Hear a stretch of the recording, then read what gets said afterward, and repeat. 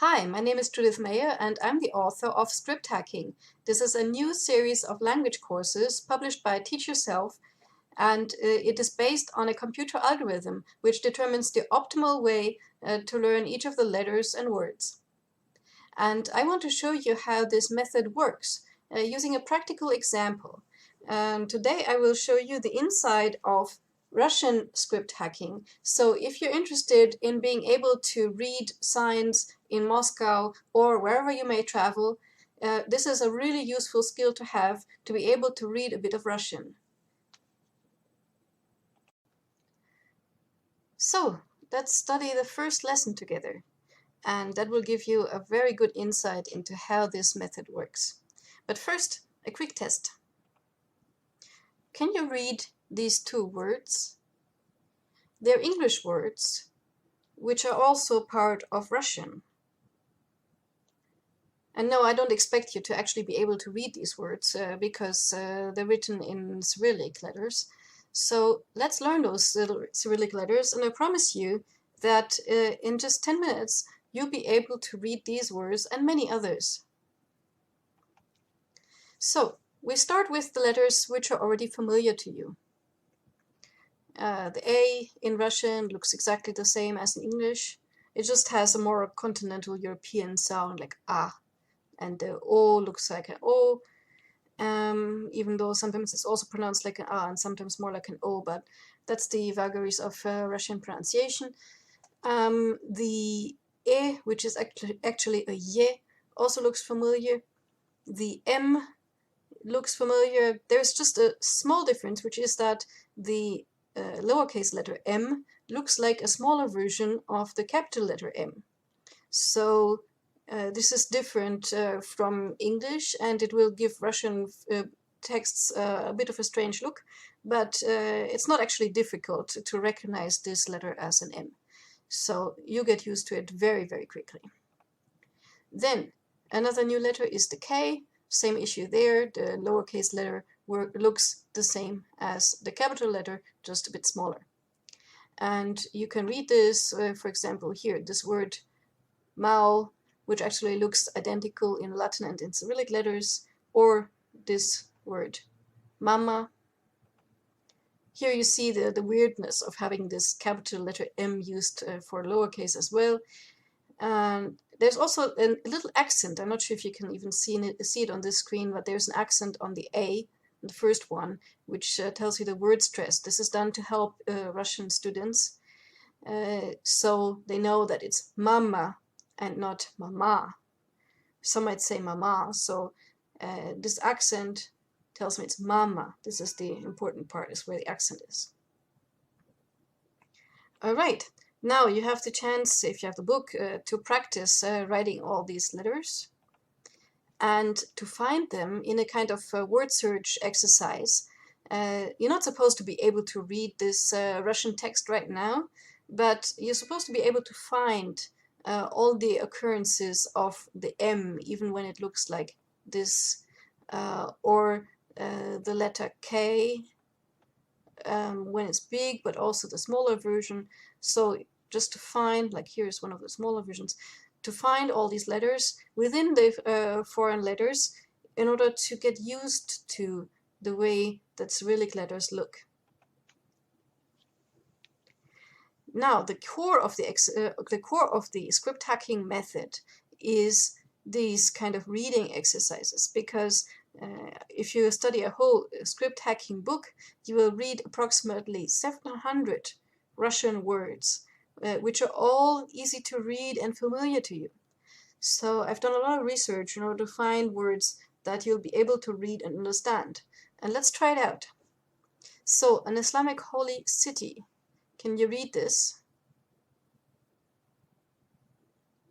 Don't get confused by the K being smaller than it should be. This is still a K, and the word is Mecca. Mecca.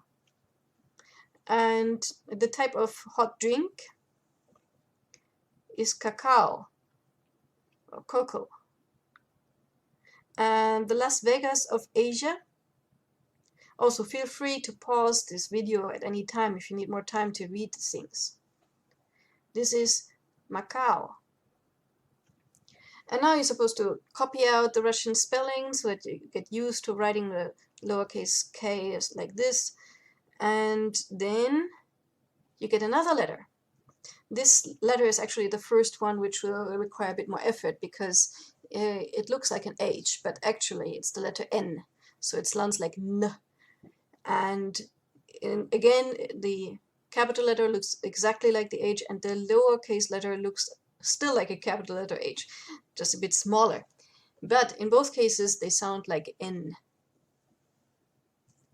So you practice writing these.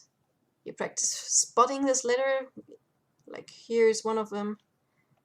Just circle all the ones that you find.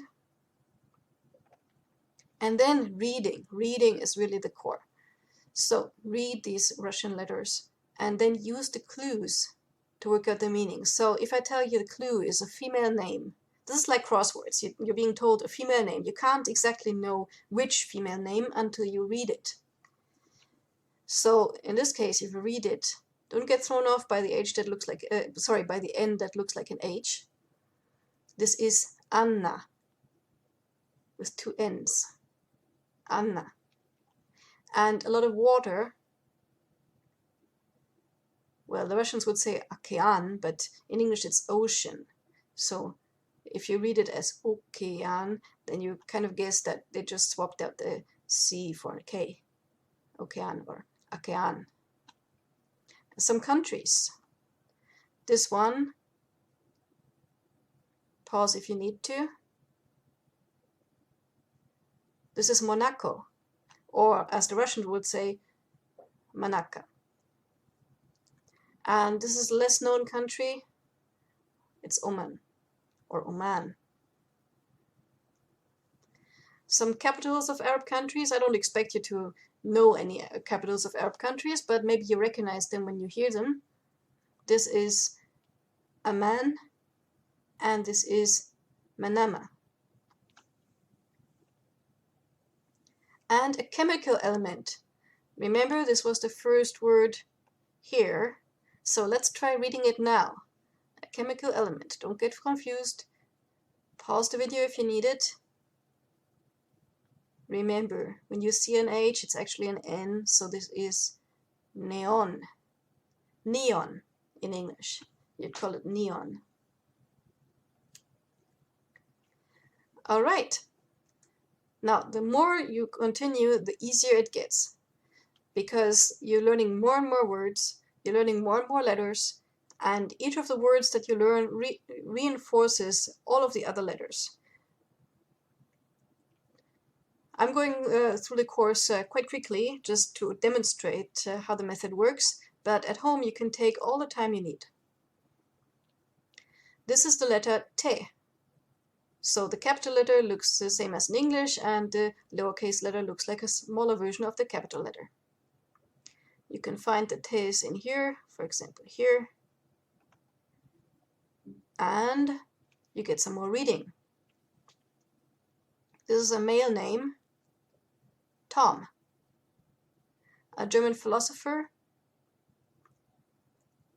Kant, Immanuel Kant. An American state. Pause if you need to. Montana. A French city. Now this is spelled differently in English, but the Russians spell it based on the pronunciation. This is Nantes. An international organization.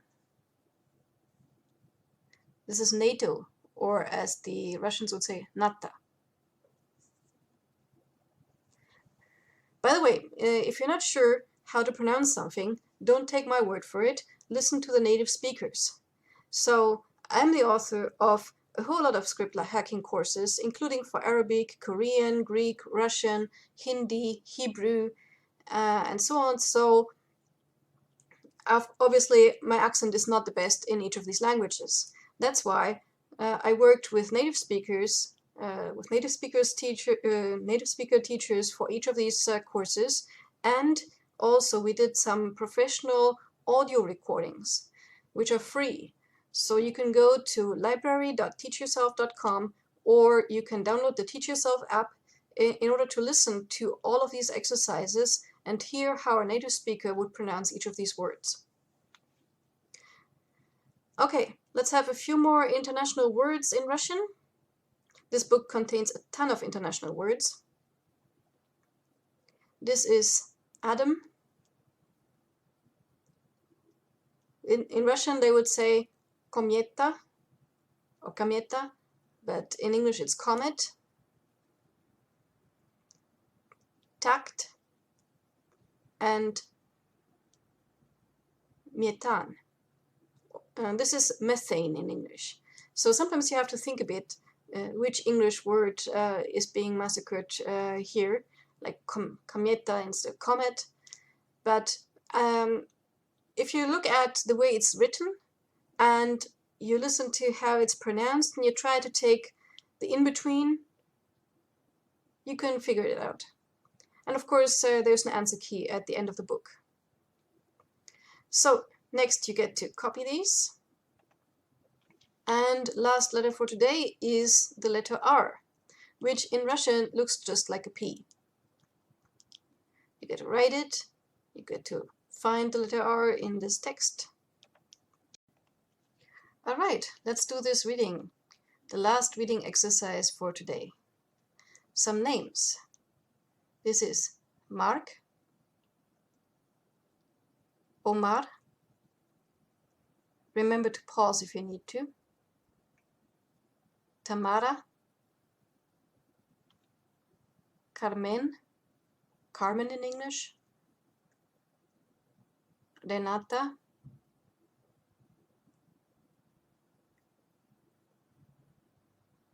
some countries. Morocco, or Morocco in English. Qatar. Cities. Which one is this one? You should know this.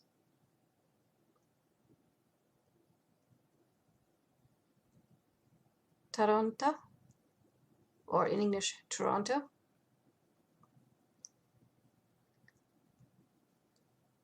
Accra.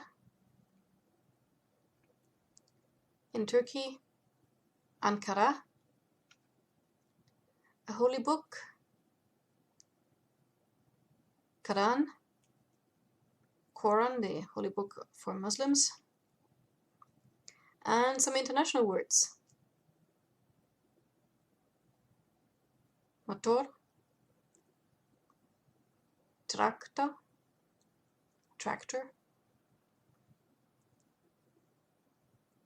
theater, theater, and rock, as in rock music. And there are also some writing exercises occasionally, like here, you're supposed to write the word karate in Russian.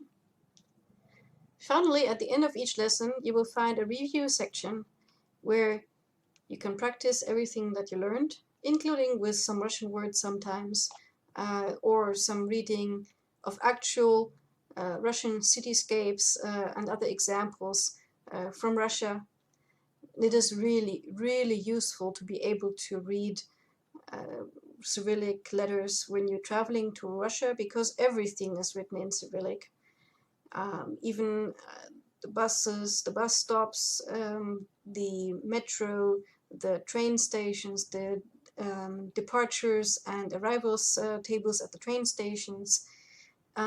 Really, if you're unable to read Cyrillic letters, then you're in a really bad situation in Russia and in other countries that use the Cyrillic alphabet. So just be able to read the alphabet is a huge, huge advantage. Even if you don't learn a single other Russian word. Maybe learn please, how are you, how do you say this, but just learning the alphabet already puts you on such a improved level. So, please get Russian script hacking, and I'll see you around. Let me know what you think.